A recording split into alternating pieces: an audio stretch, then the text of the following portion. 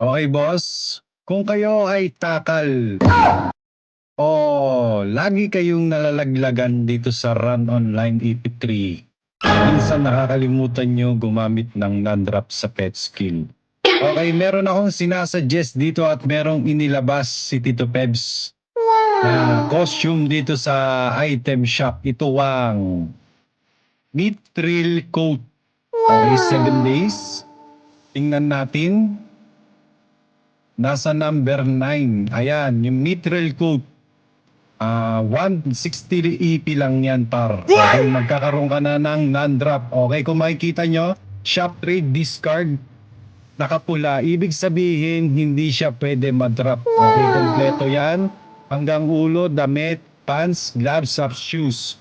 Okay, kung sa weapon naman ay namomoblema kayo, pwede kang gumamit ng dragon, purple, basta yung mga dragon purple. Katulad na nakikita nyo dyan sa ating screen.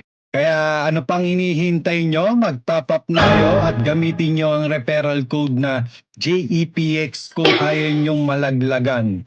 Okay, more power to us. Shout out to Tito Pebs, man. Okay, thank you mga boss.